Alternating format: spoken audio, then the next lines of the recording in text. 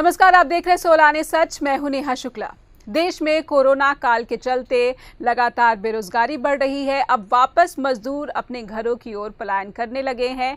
रोजगार ठप हो रहा है, व्यवसाय ठप हो रहा है और अब हरियाणा में एक आवाज उठाई है इसी मुद्दे को लेकर निजी स्कूलों ने, जो कि federation of private school welfare association Haryana के अध्यक्ष हैं कुलभूषण शर्मा, साथ ही साथ वो नीसा के भी राष्ट्रीय अध्यक्ष हैं। उन्होंने निजी स्कूलों के लिए हरियाणा की सरकार से आर्थिक पैकेज की मांग की है। कुलभूषण जी, सबसे पहले स्वागत करती हूं मैं आपका। आपने सरकार से ये मांग की है कि उन्हें सरकार को आपसे बात करनी चाहिए और बात करने के साथ साथ ये जो पीछे पूरे समय में स्कूल बंद रहे हैं उसके लिए आपको आर्थिक पैकेज भी दिया जाना चाहिए। सरकार ने बिना आपसे सलाह मशवरा किए स्कूल क्यों बंद कर दिए, इसका भी आपने ऐतराज जताया है। कुलभूषण जी। धन्यवाद नेहा जी। सबसे पहले आपके स्वागत के प्रति मैं धन्यवाद प्रकट करता हूं कि आपने मुझे अपने चैनल पे बुलाया। दूसरा, आपने बहुत बढ़िया मामले को टच किया कि बेरोजगारी जो है कोरोना की वजह से बहुत फैल गई है। लेकिन मुझे बहुत खेद के साथ कहना पड़ रहा है कि जो सबसे बड़ी बेरोजगारी जिस सेक्टर में फैली है वो एजुकेशन का सेक्टर है। हमें मजदूर दिखाई दे देते हैं, हमें इंडस्ट्री दिखाई दे देती है, लेकिन जो स्कूल का सेक्टर है इसको बिल्कुल इग्नोर किया गया है, जबकि 2 करोड़ टीचर इससे प्रभावित हुए पूरे हिंदुस्तान के अंदर। 5 लाख के करीब 4 से 5 लाख रिकॉग्नाइज्ड और अनरिकॉग्नाइज्ड स्कूल्स हैं जिनकी मैनेजमेंट्स इससे प्रभावित हुई हैं। इस प्रकार लाखों बसें जो चल रही हैं उनके लाखों ड्राइवर्स और कंडक्टर इससे प्रभावित हुए। और सिर्फ इतना ही नहीं नेहा जी, इसके उपरांत स्कूल्स के साथ बहुत सारी इंडस्ट्रीज जुड़ी हुई हैं, बहुत सारे और स्टेक होल्डर्स जुड़े हुए हैं जिनकी संख्या हमने जो कैलकुलेट की है 5 करोड़ परिवार बनते हैं। यानी कि 25 करोड़ की आबादी 130 करोड़ में, यानी 25% लोग इससे प्रभावित हुए हैं। पब्लिशर इससे प्रभावित हुआ है। कॉपी इंडस्ट्री टोटली बर्बाद हो गई है। साइंस इंडस्ट्री टोटली, जो स्कूल्स के ऊपर जिनको लैब्स में अपना सामान सप्लाई करते थे वो टोटली बर्बाद हो गए हैं। इसी प्रकार पेंसिल, चौक, ब्लैक बोर्ड्स, जितने भी जो है स्टेक होल्डर्स थे। हम यूनिफॉर्म्स की बात सोचते हैं कि जी यूनिफॉर्म वाला तो एक यूनिफॉर्म वाला है, जबकि एक यूनिफॉर्म की दुकान पे जो मालिक दिखाई दे रहा है उसके बिहाइंड द सीन 20 कारीगर उस यूनिफॉर्म को तैयार कर रहे हैं। वो सारे बर्बाद हो गए हैं। जो बेल्ट बनाते थे वो इंडस्ट्री बर्बाद हो गई है। स्कूल शूज़ बनाने वाली इंडस्ट्री पे इसका बहुत जो है बुरा असर पड़ा है। तो 5 करोड़ लोगों पर जो आपने कहा कि बेरोजगारी का असर पड़ा है और सरकार इसको कहीं भी प्राथमिकता से देख नहीं रही। तो आपको लगता है कि सरकार अगर आपके पास आती, स्कूलों को बंद करने का जो फरमान या फैसला सरकार ने लिया ये कहकर कि बच्चों की जिंदगी और टीचर्स की जिंदगी और स्कूल के जो बाकी के स्टाफ है उनकी जिंदगी सबसे अहम है, इसीलिए हमें स्कूल बंद करना पड़ा है, लेकिन आपके पास क्या कोई तीसरा रास्ता था जिससे कि सरकार आपसे बात करती और वो रास्ता निकलता और ये सब जो बेरोजगार हुए हैं या कहीं ना कहीं इनकी जिंदगी की रोजी रोटी पर असर पड़ा है तो इससे बचा जा सकता था? बिल्कुल। देखो, सरकार आज अन्नदाताओं को भी ये कह रही है कि वार्ता से हर चीज का समस्या का समाधान ढूंढा जा सकता है। तो फिर शिक्षा के उस पर राष्ट्र निर्माताओं से बात करके क्या कोई समाधान नहीं हो सकता था? चर्चा और वार्ता बहुत ज़रूरी है प्रजातंत्र के अंदर। अगर आप वार्ता नहीं करते हैं, सिर्फ आदेश आदेश आदेश जारी करते हैं, तो वो प्रजातंत्र नहीं, फिर वो राजतंत्र कहलाएगा, वो तानाशाही कहलाएगी कि आपको सिर्फ अपने पे विश्वास है, आपको जनता पे विश्वास नहीं। जब आप हमें बताते हैं कि बच्चों की ज़िंदगी, टीचर्स की ज़िंदगी का मामला है, वो हमारे लिए भी सर्वोपरि है। सबसे पहले सुरक्षा और उसके बाद शिक्षा, यानी सुरक्षा और शिक्षा का एक अहम रोल है। नंबर 1 पे हम सुरक्षा को लेते हैं, लेकिन ऐसे बहुत सारे, जो आपने नेहा जी कहा, बहुत सारे उपाय थे। ब्लेंडेड लर्निंग के उपाय थे, सोशल डिस्टेंसिंग करते हुए कम स्ट्रेंथ बुलाकर स्कूलों को चलाया जा सकता था। और सबसे बड़ी बात थी, हम अगर हमारी ये मांग रही है कि टीचर्स को फ्रंटलाइन वॉरियर माना जाए, क्योंकि किसी भी देश में शिक्षा का एक महत्वपूर्ण रोल है उसके विकास के लिए। उसकी रीढ़ की हड्डी कहा जाता है, उसको एक वेपन कहा जाता है जिससे पूरे देश की काया कल्प हो सकती है। तो टीचर्स को वैक्सीनेशन में कोई प्राथमिकता ही नहीं दी गई। अगर ये सिंसियर होते कि हमें शिक्षा को सुचारू रूप से चलाना है, इस लर्निंग लॉस नहीं होने देना। वर्ल्ड बैंक ने $400 बिलियन का लॉस आंका है हिंदुस्तान का, कितना लॉस हो गया। तो आपका ये कहना है कि जिस तरह जी शिक्षा को जितनी तवज्जो मिलनी चाहिए थी, आपका ये कहना है कि बात सिर्फ निजी स्कूलों की नहीं है, बात यहाँ पर शिक्षा की है। तो शिक्षा को जितनी तवज्जो मिलनी चाहिए थी सरकार की तरफ से उतनी नहीं दी गई है। आप इसमें अपना फायदा नहीं, सिर्फ शिक्षा के प्रति जो अपनी जिम्मेदारी है इसका तर्क दे रहे हैं। बिल्कुल सही बात है। देखिए, हमारे प्रधानमंत्री भी कहते हैं राष्ट्र हित सर्वोपरि, हम भी कहते हैं राष्ट्र हित सर्वोपरि, लेकिन राष्ट्र के साथ ये इकोनॉमी भी जुड़ी हुई है कि अगर 5 करोड़ लोगों की इकोनॉमी जो है तबाह होती है तो उससे देश की जीडीपी भी गिरती है, वो राष्ट्र के हित में नहीं है। और हमारे प्रधानमंत्री जी ने अक्सर कहा है और बहुत सारे विश्व के नेताओं ने भी कहा है कि शायद हमें कोविड के साथ जीना सीखना पड़े। तो हम ऐसे भाग क्यों रहे, ऐसे निर्णय क्यों ले रहे हैं? वैक्सीनेशन भी आ चुकी है और बहुत सारे उपाय हम सुझा सकते थे, ब्लेंडेड लर्निंग के, ऑनलाइन ऑफलाइन एजुकेशन के, सोशल डिस्टेंसिंग के, कम परसेंटेज पे बच्चों को बुलाने का, टीचर को वैक्सीनेशन करके, क्योंकि अगर कोविड आ रहा होगा तो बड़े लोगों से ज़्यादा आया है। लेकिन कुलभूषण जी, इस कोविड को कोई समझ नहीं पाया है। पूरी दुनिया के जो साइंटिस्ट है वो ये पता लगाने में लगे हुए हैं, इतना लंबा अरसा हो गया है कि इसका इलाज क्या है, इस वायरस को ख़त्म कैसे किया जाए। और अब जैसा कि प्रधानमंत्री ने ही कहा है कि शायद इसी के साथ हमें जीने की आदत बनानी पड़ेगी। लेकिन ऐसे ही ये स्थिति पैदा हो गई है कि ये जो कोरोना है, अब ज़्यादा तादाद में संक्रमित पाए जा रहे लोग, ऐसे समय में, ऐसे नाजुक स्थिति में, जब मौतें ज्यादा हो रही हैं कोरोना संक्रमण से, जब कोरोना के मामले ज्यादा आ रहे हैं, पूरा का पूरा परिवार फिर से, जो पूरा देश है, ऐसा लग रहा है कि लॉकडाउन की स्थिति की तरफ जाने लगा है। ऐसे में आपकी तरफ से ये आवाज उठाना कि स्कूल शुरू किए जाने चाहिए, ये कितना बेतुका लग रहा है फिलहाल? देखिए, आपने कहा कि किसी को समझ ही नहीं आ रहा कि कोरोना कैसे आ रहा है, किस प्रकार से आ रहा है जी। तो मुझे तो लगता है इनको पूरा समझ आ रहा है कि कोरोना सिर्फ स्कूल में आ रहा है। ये सबसे पहले स्कूल बंद कर देते हैं। हरियाणा में नाइट कर्फ्यू लगा, स्कूल पे पूरा कर्फ्यू। बंगाल में सबने नज़ारा देखा कि कैसे इलेक्शन में काम हो रहा है। असम में कैसे, उनको पूरा ज्ञान है नेहा जी कि कोरोना सिर्फ स्कूल में आ रहा है, कह रहे, और चुनाव नहीं तो रैलियों में आ ही नहीं रहा। देखिए, वो बता रहे सामने, हमारे देश के नेता जो है उसको रोल मॉडल बन के दिखा रहे, रोड शो कर रहे हैं और मास्क नहीं लगे हुए लोगों के, और कीड़ी जितनी जगह नहीं है, गैप नहीं है, 2 गज की दूरी जो हमारे प्रधानमंत्री बार बार निवेदन कर रहे हैं, उनके सामने ही नियमों की धज्जियां उड़ रही। तो उनको तो बिल्कुल पता होगा कि कोरोना सिर्फ स्कूल में ही आता है, मुझे लग रहा है, और रैलियों में नहीं आता। उनको पता है, तभी तो कर रहे हैं। अदरवाइज इतनी बड़ी गलती देश के साथ कैसे कोई कर सकता है?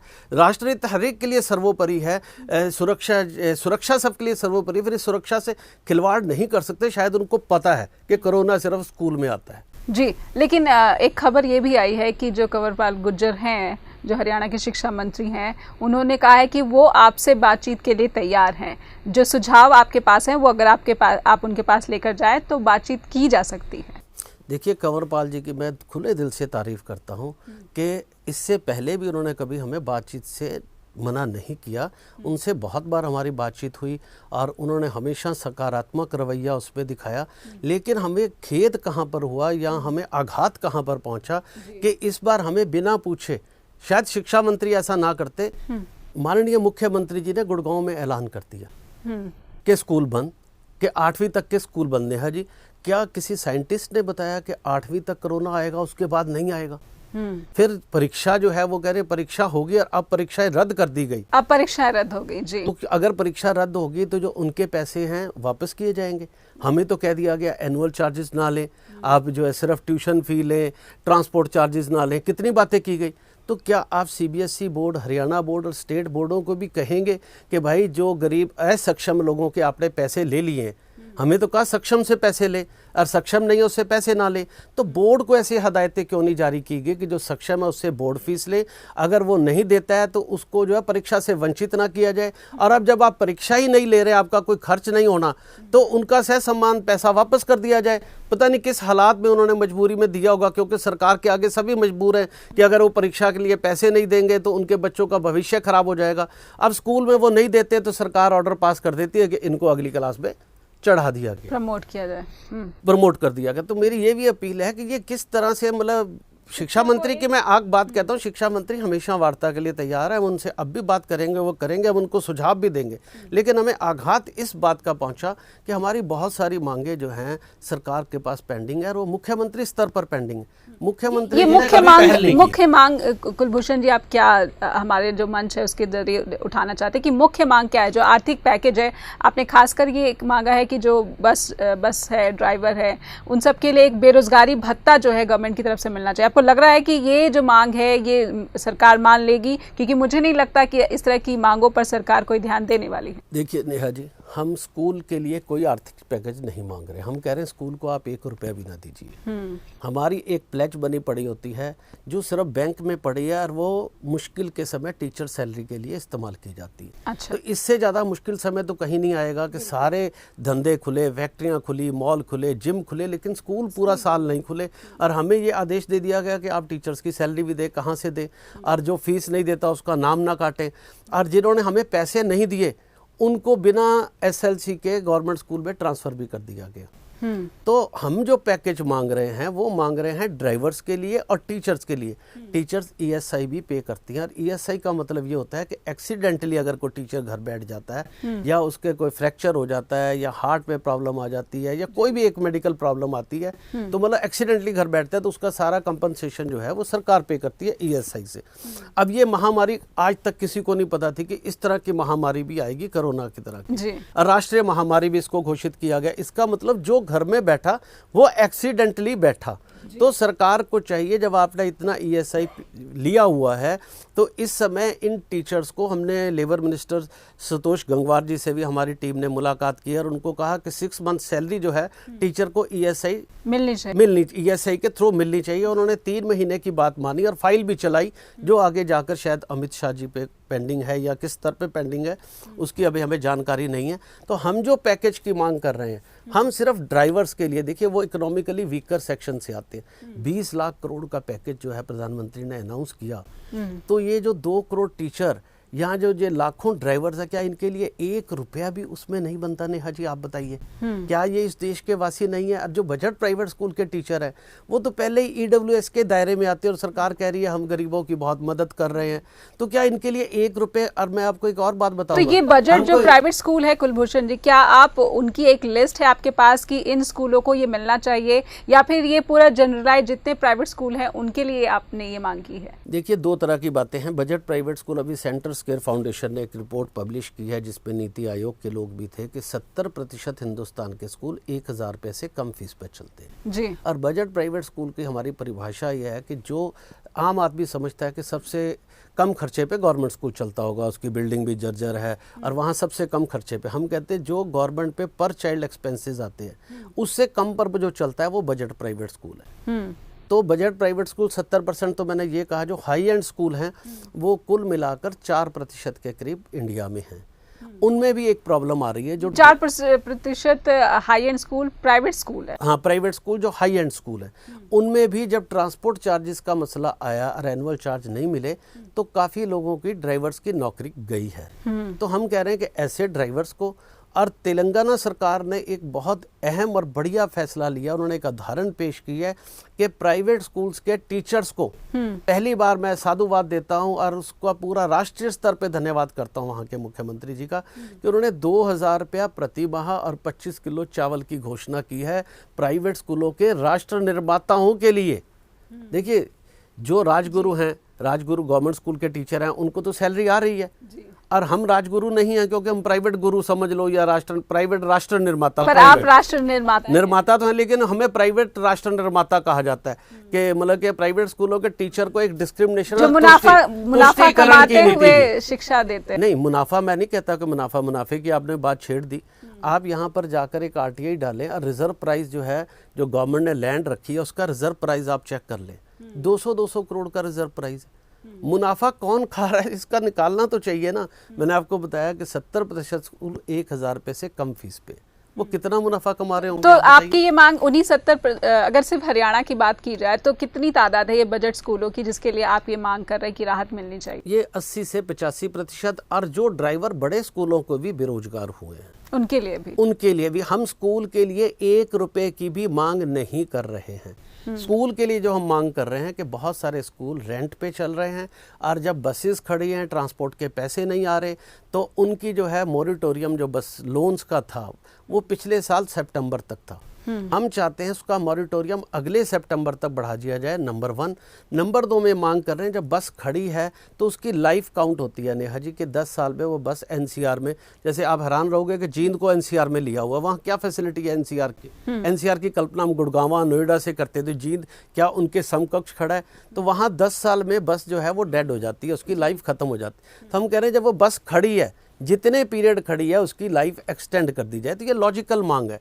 और जो मॉरिटोरियम है, क्योंकि जब हमें पैसे ही नहीं आ रहे हैं तो मॉरिटोरियम का पीरियड बढ़ा दिया जाए। और दूसरा, उस पीरियड का इंटरेस्ट अगर चार्ज नहीं करेंगे तो बहुत सारे ग्रामीण और जो बजट स्कूल्स हैं उन, क्योंकि अब ये जो नियम ऐसे आए कि स्कूल जाकर एग्रीकल्चर लैंड्स पे और बहुत दूर दूर खुले, जिससे बच्चों को बसों से ले जाया जाता है। तो बस एक बहुत इंपॉर्टेंट कंपोनेंट उसमें जो है बन गया है और वो एक बहुत खर्चीला काम है, क्योंकि जो बजट स्कूल्स हैं वो 300, 400, 500 रुपए में बच्चों को कैरी करते हैं, जबकि आप शहर के स्कूलों को देखेंगे तो वो 1500 से 2000 रुपए लेते हैं। तो वो लॉस पे बसेस ऑलरेडी चला रहे हैं और किस्तें लोन की उनके ऊपर चढ़ी हुई हैं। ऐसे ही जो है जो निगम में है उन पे प्रॉपर्टी टैक्स भारी भरकम है, सरकार अपने पूरे प्रॉपर्टी टैक्स ले रही है, बिजली के एवरेज बिल लिए जा रहे हैं। जी, निजी स्कूलों की आपने इतनी सारी जो देनदारियां या फिर जो रिस्पॉन्सिबिलिटीज़ है ये आपने बताई, लेकिन क्योंकि हमारे दर्शक जो हैं कुलभूषण जी, अभिभावक भी बहुत बड़ी तादाद में हैं, तो अभिभावकों का एक सीधा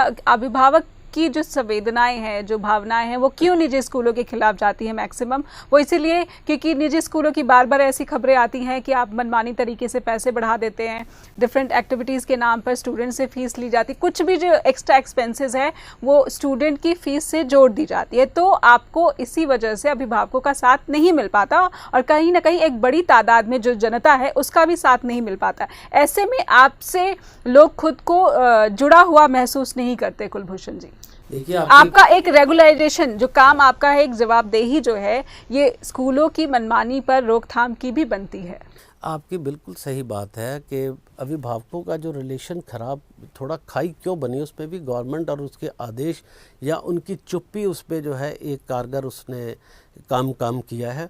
आप ये देखिए जितने हाई एंड स्कूल है, आप किसी भी शहर के ले लीजिए, दिल्ली, चंडीगढ़, ना किसी का एनुअल चार्ज किसी ने, सबने पे किया है। इवन नर्सरी एलकेजी के एडमिशन भी फुल हुए हैं, क्योंकि लोग वहाँ लाइन लगाकर खड़े हैं और वहाँ पर वो लोग हैं जिनकी पर कैपिटा इनकम बहुत अच्छी है, उनके इश्यूज ही नहीं है। ये कोई गलती से 1-2% पेरेंट वो ऐसा चला गया कि अपनी कैपेसिटी से उसने बड़ा स्कूल चुन लिया, अदरवाइज 98% या 99% पेरेंट्स वहाँ पर नर्सरी एलकेजी के भी पैसे दे रहे हैं। दूसरी तरफ बजट स्कूल्स में नर्सरी एलकेजी यूकेजी की एडमिशन ही नहीं हो रही है।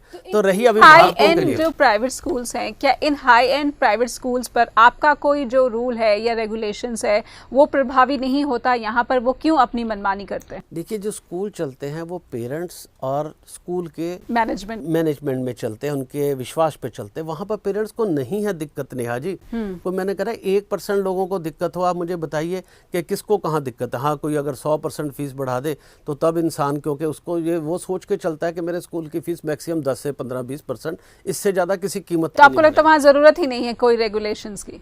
नहीं, वहाँ पर रेगुलेशन की तो मैं कहता हूँ कहीं भी ज़रूरत नहीं होनी चाहिए। सपोज कीजिए बाजार में समोसा या टिक्की बिकती है, उस पर कोई रेगुलेशन है? कोई रेगुलेशन नहीं। तो क्या टिक्की वाले ने लाइन लगी है गोलगप्पे वाले पे, तो वो गोलगप्पा 500 रुपए का नहीं कर देगा। पब्लिक ऑटोमेटिक कंट्रोल कर लेती है, वो समझती है कि भाई ये 5 रुपए के 2 गोलगप्पे दे दे चलेगा। अगर 50 रुपए के 2 देगा वो उसका गोलगप्पे खाएगा नहीं। ये डिमांड एंड सप्लाई, और पब्लिक अपने आप कंट्रोल करती है। सरकार के रेगुलेशन से करप्शन बढ़ती है। और जो हाई एंड स्कूल है वो सिर्फ 5, मैंने कहा 4% कुछ हैं। और इतने देश में ऐसे लोग हैं जिनकी फाइनेंशियल कैपेसिटी बहुत अच्छी है, वही उनका चुनाव करते हैं। दिक्कत है बजट प्राइवेट स्कूल्स के अभिभावकों की भी। तो हमने उनके लिए भी अपने मेमोरेंडम में मांग की है कि इस दौरान 1000 रुपये, जैसे मैंने कहा कि 70% स्कूल 1000 रुपये से कम फीस के, कि सरकार इस दौरान अभिभावकों को 1000 रुपया प्रति माह का डायरेक्ट बेनिफिट ट्रांसफर के तहत उनके खाते में पैसे जमा करा दे। 20 लाख करोड़ का पैकेज है। बताइए स्कूल के लिए हमने कब मांगा? एक पैसा भी बता दीजिए जहां पर हमने स्कूल संचालक ने कहा मुझे दे दो। हमने जेन्युइन बात की कि बस की लाइफ बढ़ा दी जाए। मोरिटोरियम बढ़ा दिया जाए अगर आप कर सकते हैं, क्योंकि हम ये भी नहीं चाहेंगे कि बैंक जो है डूब ही जाए, कि अगर आप ब्याज माफ़ कर सकते हैं तो ठीक है, नहीं कर सकते तो आप मोरिटोरियम दे दीजिए, लेकिन ब्याज पर ब्याज ना लगाइए, इतनी हमारी बात है। 1,000 रुपया प्रति माह, इन्होंने बीपीएल के लिए भी तो 7-7 हज़ार की बात कही थी ना, तो क्या देश के बच्चे को 1,000 रुपया प्रति माह नहीं दिया जा सकता? ये सारी समस्या ही खत्म हो जाएगी, पेरेंट्स का सारा जो झगड़ा है वो खत्म हो जाएगा और उनकी समस्याओं का समाधान हो जाएगा। पर ये आप डीबीटी के माध्यम से कह रहे हैं कि ऐसा होना चाहिए, लेकिन ये डीबीटी के माध्यम से पेरेंट्स को तो मिल रहा है, लेकिन पेरेंट्स को फिर आपको ही देना पड़ेगा, ये भी तो एक, क्योंकि सब कुछ ऑनलाइन है, सब कुछ हमें दिखाना पड़ेगा कि हमारा ये जो डीबीटी का पैसा है ये वाकई में उधर जा रहा है कि नहीं जा रहा है। देखिए, जब आप डीबीटी कर दोगे सबको तो फिर एज पर रूल आप उसको बाउंड कर सकते हो कि आपको स्कूल की फीस देनी है। और मैंने कहा 5 करोड़ की इकोनॉमी सुधरेगी। अगर 5 करोड़ परिवारों की इकोनॉमी सुधरती है तो जीडीपी की ग्रोथ जो माइनस में जा रही है वो अब ऑटोमेटिक प्लस में आएगी, तो कंट्री की जो इकोनॉमी पे भी असर नहीं पड़ेगा।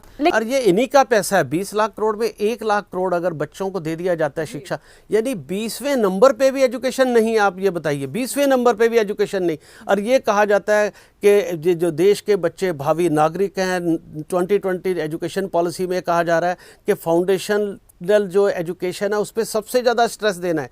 और पहली बार फर्स्ट ऑनवर्ड की जगह 3 साल के बच्चे को एजुकेशन की बात की जा रही कि उसकी नींव मजबूत करनी है। 2 साल से नींव का किसी को ख्याल ही नहीं है। एजुकेशन पॉलिसी आ चुकी है, 2 साल से बच्चे घर में बैठे हैं, वो कितने साल पीछे चले जाएंगे। अरे भैया, फिर नहीं तो ना लाते 2020 एजुकेशन पॉलिसी, 23 में ले आते। जब आप ले आए तो बच्चों के प्रति जवाबदेह बने, जो आपने नीति बनाई है उसको नियत से, जो अच्छी नियत के साथ उसका इम्प्लीमेंटेशन करें। पर कुलभूषण जी, आप सिर्फ सरकार की नियत की ही बात क्यों कर रहे हैं? आपको अपनी नियत भी तो देखनी चाहिए। आप प्राइवेट स्कूलों की वेलफेयर एसोसिएशन के आप हरियाणा अध्यक्ष हैं, ऐसे में हरियाणा में कम से कम जो प्राइवेट स्कूल्स हैं जो मनमानी कर रहे हैं, जहाँ पे जो फीस नहीं वसूली जानी चाहिए वो भी पेरेंट्स को देना पड़ता है, तो आप उनके लिए वहाँ पर कुछ रूल्स एंड रेगुलेशन क्यों नहीं अप्लाई करवाना चाहते? देखिए, रूल्स जो है सरकार को मनवाने होते हैं, सरकार ही बनाती है, उसको ही मनवाने। अगर कोई रूल्स को ब्रेक करता है तो हम उस पर एक्शन नहीं ले सकते।